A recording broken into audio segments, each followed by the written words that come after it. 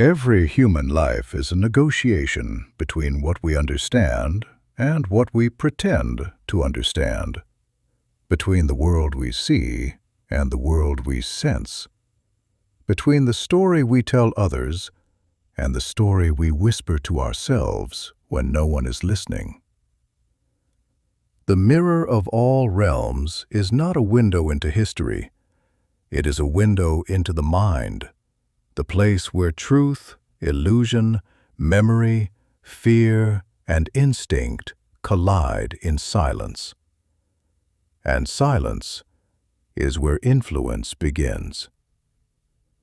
Some forms of influence are subtle, almost invisible, like the so-called 3-second rule attributed to intelligence training, a technique that claims you can shift someone's behavior without a single word. Whether the rule is real or exaggerated is irrelevant. What matters is the principle behind it. Humans respond to presence before they respond to logic. A controlled breath, a stillness in the shoulders, a gaze that doesn't flinch. These micro-signals bypass the conscious mind and speak directly to the primal circuitry that evolved long before language. Influence is not about domination. It is about resonance, the moment when someone else's nervous system syncs with yours without realizing it. But the mind is not only influenced by people. It is influenced by images, especially the ones we cannot fully explain. The Zapruder film is one of those images, a few seconds of shaky footage that have haunted the collective psyche for more than 60 years. People freeze the frames, zoom in, slow them down, searching for a detail that might rewrite the past. Some claim they see the driver turn. Others insist it's motion blur, light distortion, or the brain filling in gaps where information is missing. But the truth is simpler. The footage hasn't changed. We have. Every generation brings its own fears, its own doubts, its own need for meaning. And so the same frames produce different interpretations because the human mind does not record reality, it constructs it. And when reality fractures, the mind searches for intention. That is why the debates around JFK's assassination never fade, not because the evidence is incomplete, but because the psyche refuses to accept that something so catastrophic could be the result of randomness.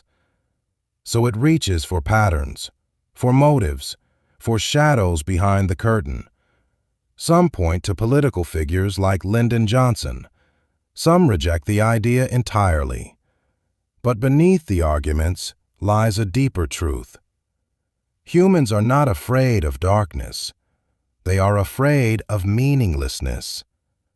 A senseless event is more terrifying than a sinister one, because you can fight an enemy, but you cannot fight chaos.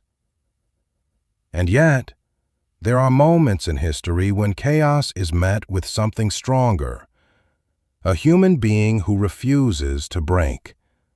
Like Nancy Wake, the White Mouse, a woman who moved through Nazi-occupied France with a clarity of purpose that most people never experience.